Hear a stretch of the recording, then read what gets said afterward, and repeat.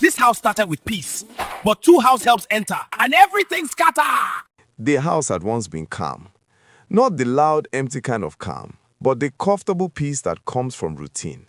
Polished floors, quiet mornings, and a woman who liked things done her way. Madame Rose sat on her favorite sofa that afternoon, scrolling through her phone, satisfied with how smoothly her home had been running. "Blessing," she called lightly, "I'm bringing in another help today, just to make things easier around here. Treat her well." Blessing appeared almost immediately, wiping her hands on her dress. Her smile came fast and neat, the kind that sat on the face but didn't quite reach the eyes. "No problem, madame," she said. Madame Rose nodded, already moving on to the next thought. She didn't see the way Blessing's smile faded the moment she turned away. "So na competition be this," Blessing muttered under her breath. By afternoon, the gate creaked open and a young woman stepped inside, a small bag slung over her shoulder. She stood straight, taking in the house with quiet attention.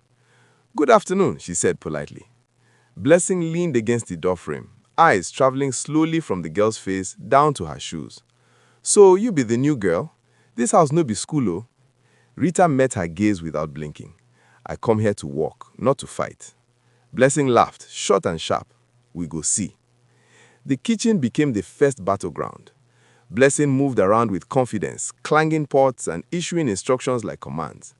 Rita listened carefully, doing exactly as she was told. "Put salt inside the rice well, Blessing said. Rita paused, holding the salt. "How much?"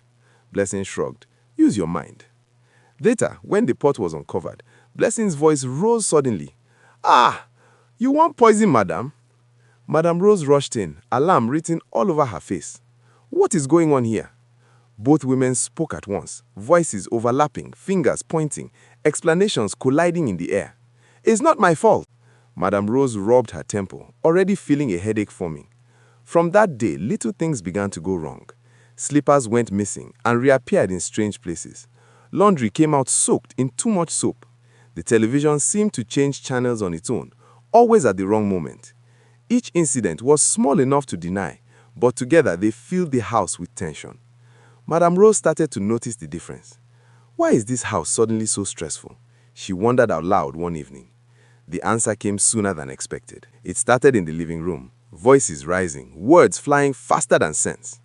"You think Madame like you past me?" Blessing snapped. Rita stood her ground. "I just do my work. You are the problem." They talked over each other, frustration spilling out, the air thick with anger and misunderstanding. "Enough!" Madame Rose's voice cut through the noise like a blade.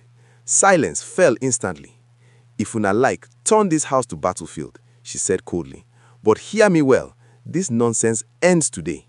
She sat them down, her expression firm but tired. "I brought Rita because I was tired. Blessing, I never planned to replace you." Blessing's face changed. Shock softened into relief. "So, I know they lose my work?" "No," Madame Rose said, "but peace must return to this house." Rita lowered her eyes, her voice quiet. "I just want to walk and rest." Blessing looked at her for a long time, then nodded slowly. The kitchen felt different the next day. Not warm, not friendly, but calmer. "Pass the spoon." Rita handed it over without a word. Their eyes met briefly, and this time there was no challenge in the look, just understanding, thin and fragile, but real. The house breathed again. For now.